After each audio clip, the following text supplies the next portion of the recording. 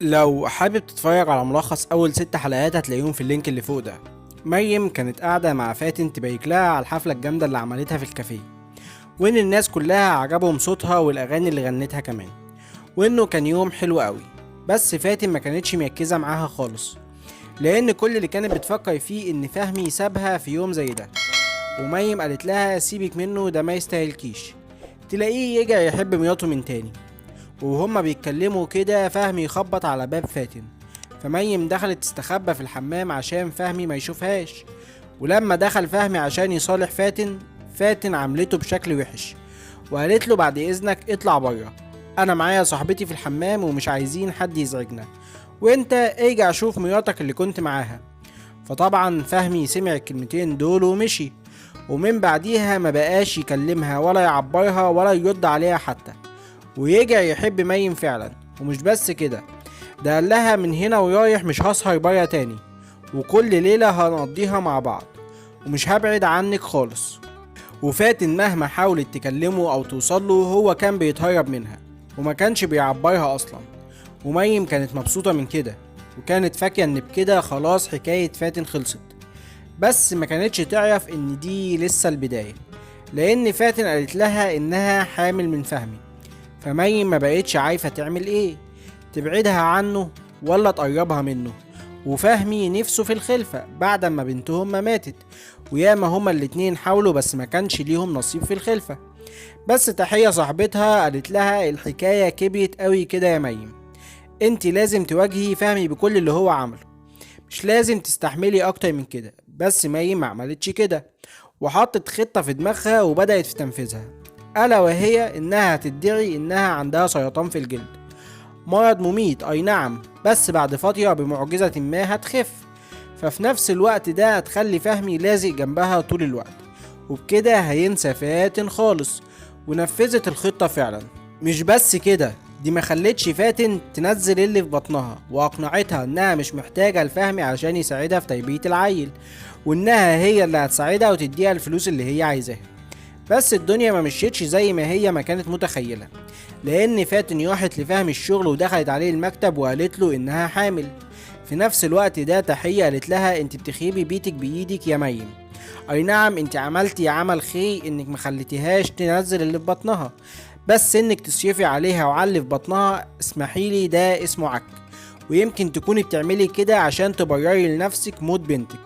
بس مريم زعلت من تحية وقعدت تزعق فيها وقالت لها انا مش هسمح لك تكلميني بالاسلوب ده، انا بنتي كانت بتلعب في الجنينة وانا كنت في المطبخ ونسيتها، والبنت خرجت من الجنينة قامت عربية خبطتها، هل ده ذنبي؟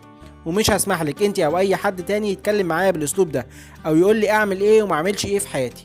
تحية بعد ما سمعت الكلمتين دول زعلت جامد من مريم، لدرجة انها بعتت لها جوزها شاهين عشان تيجي ترد على تليفون فاتن.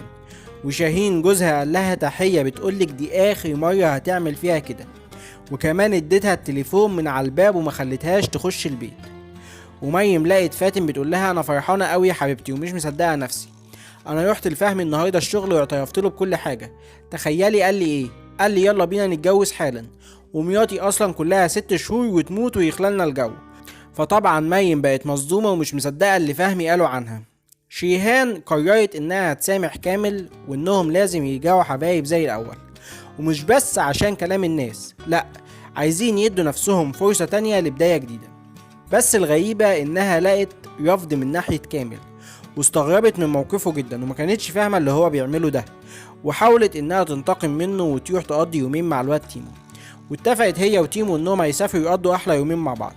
بس بعد كده شيهان عرفت ايه السبب اللي خلى كامل يعمل فيها كده، لما عرفت من واحدة صاحبتها ان البنت اللي كان كامل بيخونها معاها عندها ايدز، وطبعا الايدز اتنقل لكامل، وكامل ما كانش عايز يأذي شيهان، فعشان كده كان بيحاول يبعد عنها.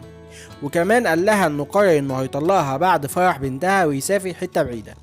فشيهان قررت انها لازم تسيب تيمو عشان تقعد جنب كامل في اخر ايامه.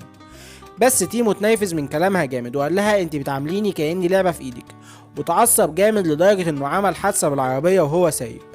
وامه وهي قاعدة جنبه في المستشفى لقت نوتة بيكتب فيها حاجات، ففتحتها من باب الفضول، لقت فيها كل حاجة حصلت بينه وبين شيهان صاحبتها.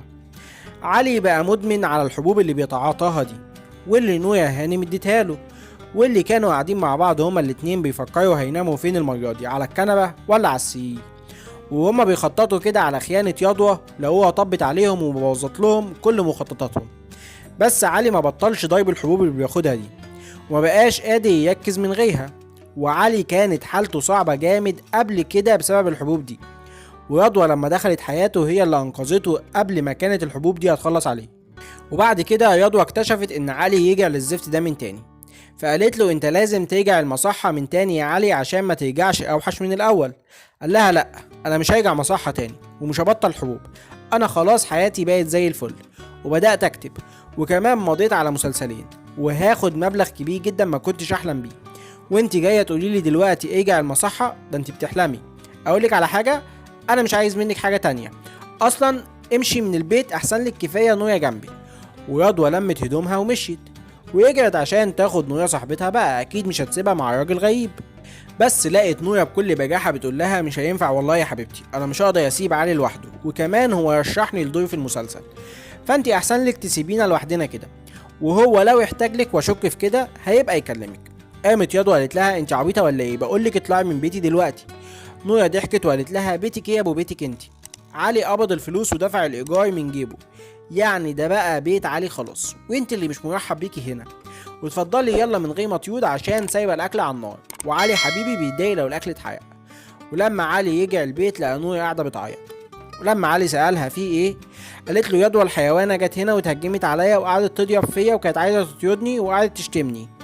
انا ماليش حد غيرك دلوقتي يا علي، انا محتاجه لك قوي ما تسيبنيش، ومعيش اي فلوس، ممكن تحول لي اي حاجه اقدر امشي بيهم نفسي الكام يوم دول. وفعلا علي زي العبيط حول لها مبلغ كده وقال لها هبقى اديكي كل اللي انت عايزاه لما اخد باقي الفلوس من المنتج. ويضوى بقى اكتشفت ان نويا دي ما اسمهاش نويا اصلا، وان هي كل يوم والتاني بتلف على راجل وتسيقه وتسيق منه فلوسه. وبتخلص على كده الحلقه العاشيه. فلو عجبك الفيديو منساش تعمل لايك وشير وسبسكرايب وتقول لي كومنت عشان اكمل، ولو ما عجبكش الفيديو منساش تعمل ديسلايك وشير وسبسكرايب برضه، بس تعمل كومنت عشان ابطل.